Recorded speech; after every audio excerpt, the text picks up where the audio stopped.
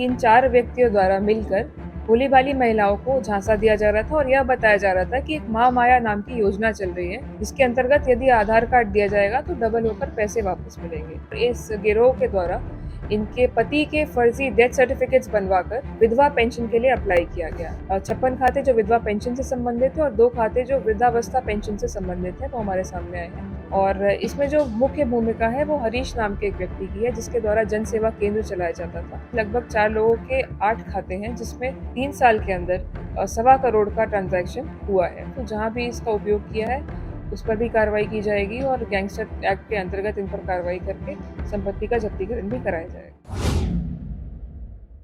बरेली में एक चौंकाने वाला मामला सामने आया है, जहां पर एक व्यक्ति ने अपना ही मृत्यु प्रमाण पत्र बनवाकर अपनी पत्नी के नाम से विधवा पेंशन के लिए आवेदन करवा दिया। वो यहीं नहीं रुका, इसके बाद उसका ये घोटाला और बड़ा रूप लेता चला गया और उसके जरिए उसने लगभग 58 से अधिक लोगों के विधवा पेंशन वो अकेले ही हड़पता हुआ नजर आया। इसके बाद उसने अपनी एक गिरोह बनाया, गिरोह में कई लोग शामिल हुए और शामिल होने के बाद उसने यहाँ पर करोड़ों के धोखाधड़ी को अंजाम दिया और पूरे विभाग को चूना लगाने का भी काम किया है। आपको बता दें कि इन लोगों ने आंवला थाना क्षेत्र की भोली भाली महिलाओं को निशाना बनाया है, जहां पर उन्होंने महामाया योजना और तमाम सरकारी योजनाओं का हवाला देते हुए उनसे दस्तावेज लिए और लेने के बाद उनके नाम से फर्जी यहां पर आवेदन करा दिए गए।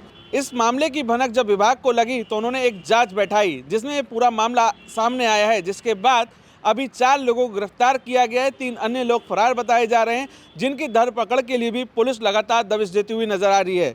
आइए सुनवाते हैं इस पूरे मामले पर एसपी साउथ अंशिका वर्मा ने क्या जानकारी दी है। थाना आंवला क्षेत्र अंतर्गत एक गिरोह का पर्दाफाश हुआ है, जिसमें हमें यह ज्ञात हुआ है कि इन 4 व्यक्तियों द्वारा मिलकर भोली भाली महिलाओं को झांसा दिया जा रहा था और यह बताया जा रहा था कि एक महामाया नाम की योजना चल रही है, जिसके अंतर्गत यदि आधार कार्ड दिया जाएगा तो डबल होकर पैसे वापस मिलेंगे।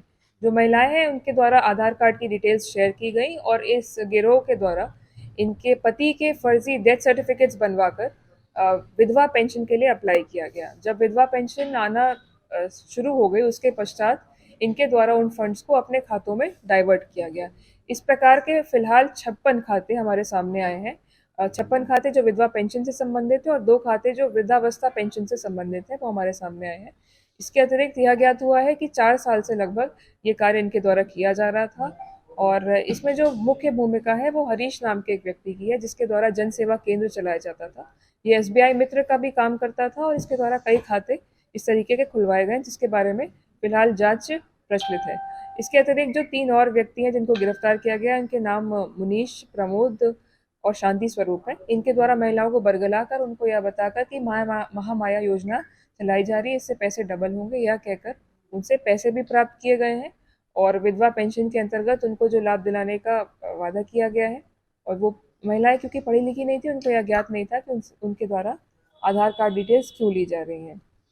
इसमें जब जांच की गई तो यह भी ज्ञात हुआ है कि इसमें कूट रचना की गई है सरकारी अभिलेखों की, और जिसमें सबसे मुख्य है डेथ सर्टिफिकेट।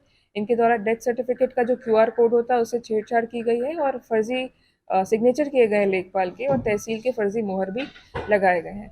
जब फाइनेंशियल इन्वेस्टिगेशन की गई इसमें तो यह ज्ञात हुआ कि लगभग 4 लोगों के 8 खाते हैं, जिसमें 3 साल के अंदर 1.25 करोड़ का ट्रांजैक्शन हुआ है। फिलहाल खातों में जीरो बैलेंस है, तो जहां भी इसका उपयोग किया है उस पर भी कार्रवाई की जाएगी और गैंगस्टर एक्ट के अंतर्गत इन पर कार्रवाई करके संपत्ति का जब्तीकरण भी कराया जाएगा। एक बात और है जो नोट करने की है, इसमें से 3 व्यक्ति जो हैं, हरीश, मुनीश और शांति स्वरूप, इन्होंने स्वयं का डेथ सर्टिफिकेट भी बनवाया है और उनकी बीवियों को भी जो विधवा पेंशन होती है वो प्राप्त हो रही है। इस संपूर्ण प्रकरण में जो निराश्रय और बिल्कुल असहाय महिलाएं होती हैं उनको झांसा दिया गया है और सरकारी जो लाभ प्रोवाइड किए जाते हैं उनके फंड्स को डाइवर्ट किया गया है, तो इसमें कठोर से कठोर कार्रवाई सुनिश्चित की जाएगी। कितने का घोटाला इन लोगों ने किया है, कितने का fraud? अभी तक तो 53 लाख रुपए का धनराशि का फ्रॉड सामने आया है, लेकिन जब और गहनता से जांच की जाएगी, विवेचना की जाएगी तो आगे की कार्रवाई भी इसमें सुनिश्चित की विभागीय जाएगी। व्यक्ति भी इससे जुड़ा हुआ पाया गया है, जांच में अभी तक कुछ नहीं मिल गया है। इस प्रकार की सभी चीजों के संबंध में फिलहाल जांच प्रचलित है। यदि किसी का भी रोल इसमें सामने आए तो उनके खिलाफ भी कार्रवाई की जाएगी।